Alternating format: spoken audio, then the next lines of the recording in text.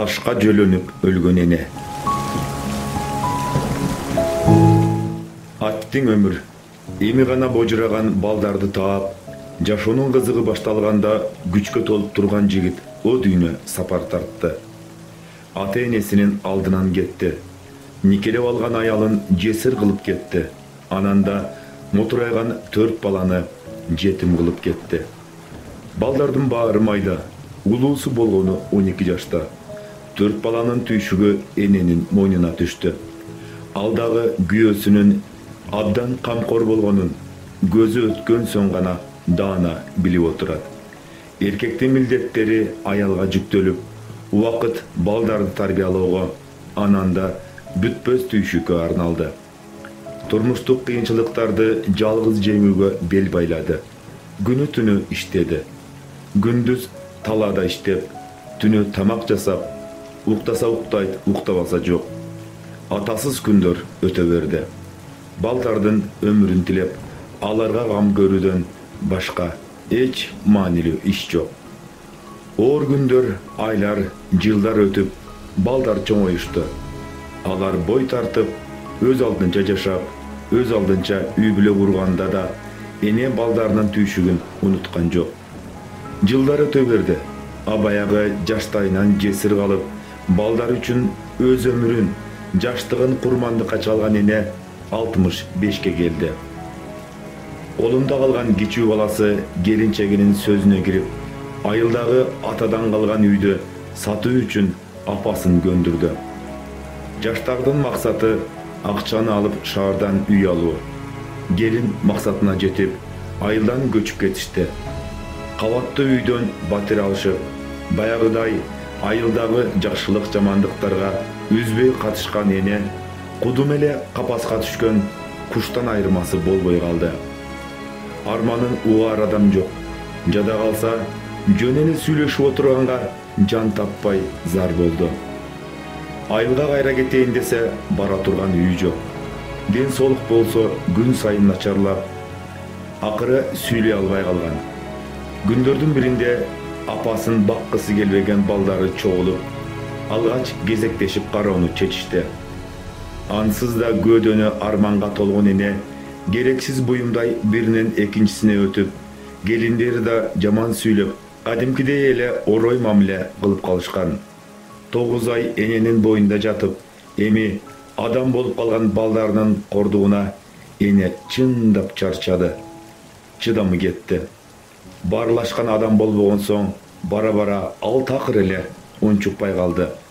Уулдары апасын бири-бирине түртө салып, карыганда каргоосуз калды.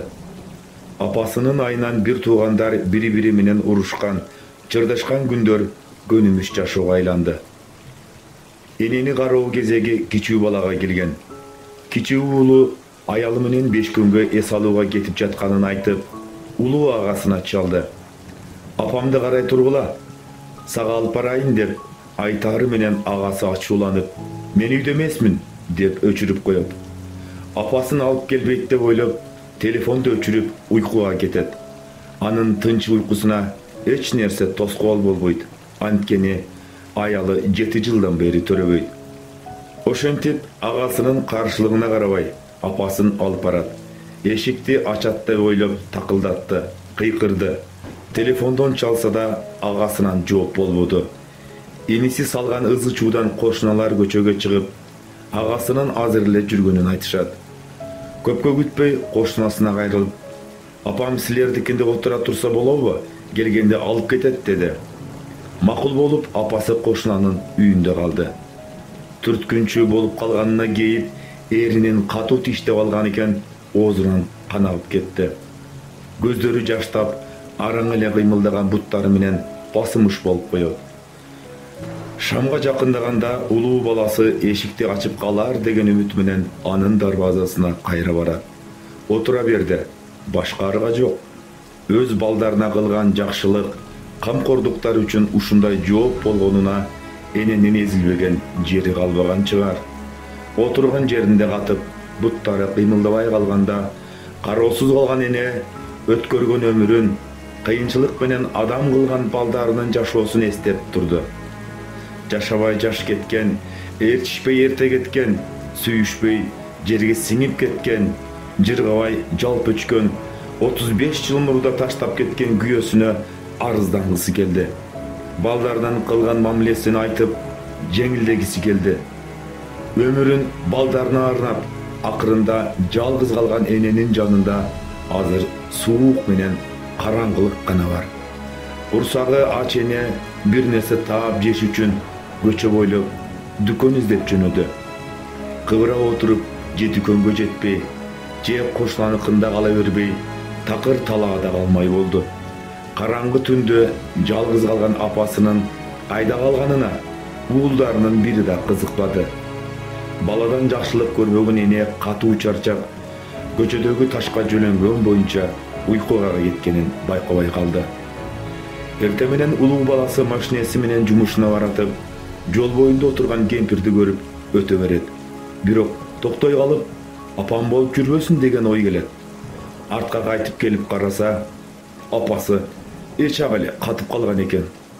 Ушул түндү каргашалуу түнгө айланткан балдарга кандай каргыш тиет болду экен. Карыган кезде карабай кеткен, каргыз шүмшүк баладан сакта, баалабай келип бел тушка тепкен, буралып өлгөр баладан сакта.